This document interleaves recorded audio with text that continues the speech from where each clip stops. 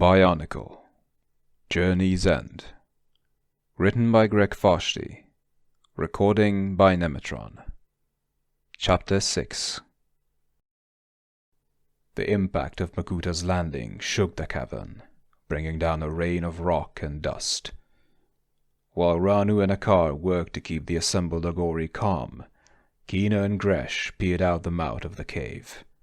What they saw astonished them. Two gigantic robots stood in the open desert, facing each other. One they recognized as Matanui. The other, bigger and stronger in appearance, was unknown to them. But they could take a wild guess at who it was.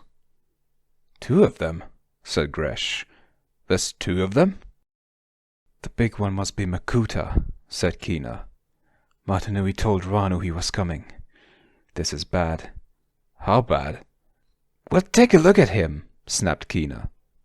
"If he flicks a toe, he could bring the whole mountain down on top of us. We have to find a way to help Matanui."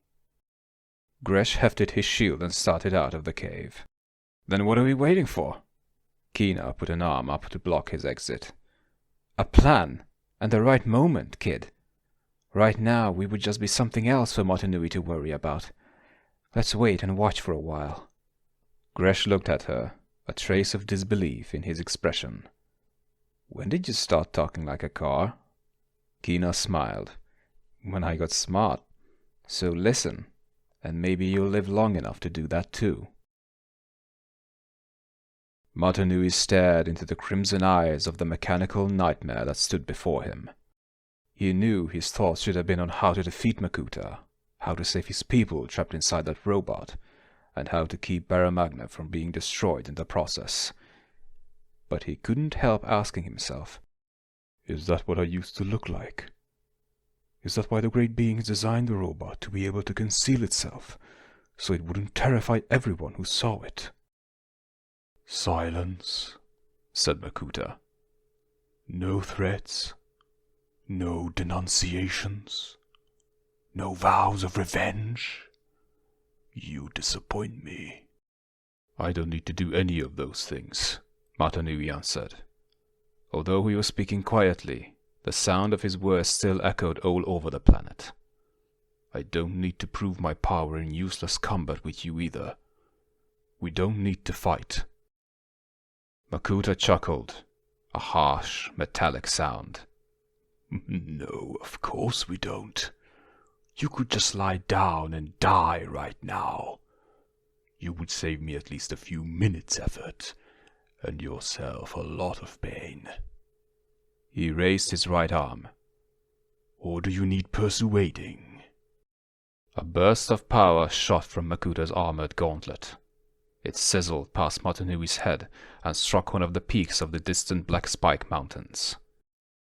The terrific heat melted the mountain in an instant. Matanui's sensitive sensors picked up the screams of faraway Skrull warriors in the split second before they were covered in magma. "I could do that all day," said Makuta. "And into the next. You would fight back naturally, and between the two of us, we would lay waste this planet. Which suggests an idea." Makuta lifted his arm again, and Matanui prepared for another attack.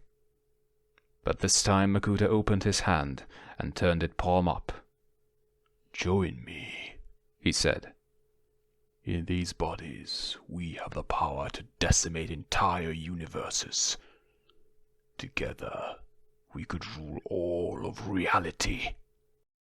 "You know so much, and yet you understand so little," said Matanui. "You look at the body you stole from me and see only an engine of destruction, a weapon to be wielded against anyone you choose.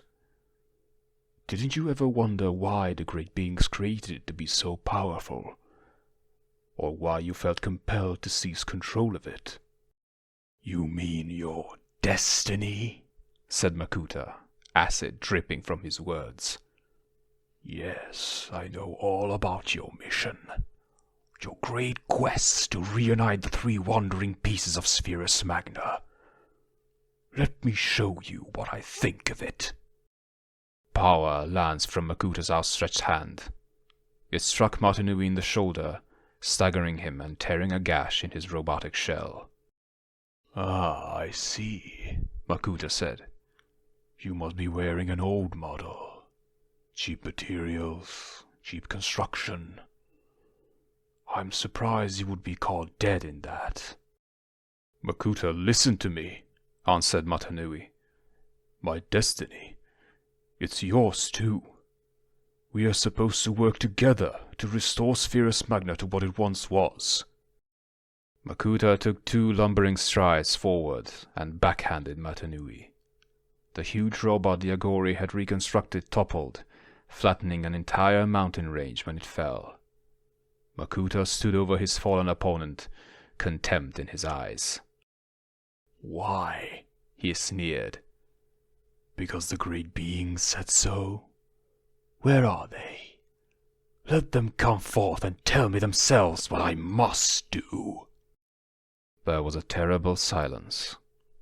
Nothing stirred in the desert, and even the carrion eaters circling overhead quieted their cries. "As I thought," said Makuta. "They have abandoned this world to its fate. So should you, Martinui. There is nothing here for you to fight for. Or do you think the miserable peasants who inhabit this pile of sand will craft legends of you and sing songs to your glory?" Martinui rose. His new body was cracked in several places now. "I am not here for glory," he said. "I'm here to do justice to these people after so many long years." "The people," Makuta said quietly. "I'm surprised at this new level of concern for the little things that scurry across the sands. You never seem to care very much about those whose work kept you alive. And yet, here you are, trying to be the hero to the Baramagnans." Makuta pointed toward the mountain to the south. The sensors in his body identified hundreds of living beings hiding inside caves within that rock. Triggering the gravitic power of his robot form, he tore the mountain loose from the ground, exposing the Glatorian and Agori who had been concealed inside. They looked up fearfully at the mountain that hovered above their heads. "Shall I drop it?" asked Makuta. "What do you think they will feel about their hero in their last few moments of life? Will they die cursing you in their hearts?" Martinui's head dropped to his chest. "You would really do that, wouldn't you? Kill all those innocents just to prove some warped point? You're a fool." He glared up at Makuta. "That body does not make you a giant. Stand 40 million feet high, or 100 million. You are still an insect." He raised both arms, hurling a twin blast of energy at his opponent. "And here on Barra Magna," yelled Martinui, "we know what to do with insects." Inside the robot body Makuta controlled, a violent earthquake rocked every landmass. Buildings toppled, trees were hurled into the air, tidal waves smashed into coastlines, and the inhabitants of countless islands fled in panic. They had known something like this once before, a little over 1,000 years ago, and called it the Great Cataclysm. Tahu had been standing beside Takanuva, tower of light, when the quake hit. Both were knocked off their feet from the quake. Tahu glanced up to see a mass of metal falling right toward them. He unleashed his power of flame, vaporizing the solid iron. What was that?" asked Takanuva. "An attack by Makuta?" "I don't think so," Tahu said, struggling back to his feet. "I think our old enemy just ran into someone who knows how to throw a punch." The toe of fire pointed up ahead. The Rakshi had been scattered like leaves in the wind by the tremors. They were only now regaining their feet and continuing their journey south. "Are they ever going to get where they're going?" asked Takanuva. "We've been traveling for days." "And picking up Toa as we go," Tahu reminded him. "Let them keep going. By the time they stop, we'll be ready for them. Motunui knew he had to act with blinding speed. The surprise attack had hit Makuta hard, but it had also caused him to drop the mountain he held suspended. With no time to spare, Motunui fired a second blast, turning the falling mass of rock to dust just before it would have crushed the Agori and Glotorian. "Go!" he shouted. "Get far away from here!" Down below, Akar turned to Ranu. "Do what he says. Take the Agori and head east, as fast as you can. Take nothing except what you need." "What about you?" asked Ranu. "Aren't you coming with us?" Akar's blade glowed red hot. "I think Motunui could use some help against that monster. If nothing else, I can be a distraction. Maybe buy him a few seconds." "We can do more than that," said Kina. "Gresh has a plan." "I don't know whether to be intrigued or scared," Akar said, smiling. Kina looked at Gresh, then back to Akar. "All things considered, old friend, I'd go with scared." Makuta was smiling. "So predictable," he said as he rose to his feet to face Motunui once more. "And you don't even see it, do you?"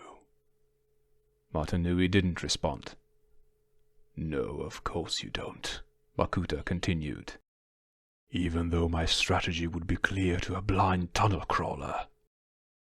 All I need to do is threaten the inhabitants of your little ant farm here to make you expend power to save them. Needless to say, I have more power in this form than you do in yours. I can threaten them long past the point where you can rescue them." Makuta glanced down at the damage done to his robot body by Motunui's attack. "Who knew you had such a temper, brother? You seem to have forgotten in your righteous rage that your precious Toa and Matoran live inside of me. Damage me, and you kill them." Motunui knew Makuta was right. There was no way to bring his enemy down without risking injury or death to the population that lived inside of him. But what was the alternative? Surrender and let Makuta conquer this world and then many more? No. The Toa and Matoran had risked their lives more than once to stop the schemes of Makuta. They would accept whatever had to happen now. At least that was what Motunui had to tell himself.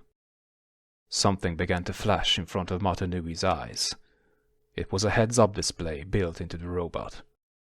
The green light showed the speed and trajectory of the two other pieces of Spherus Magna that he had tried to pull toward Baramagna.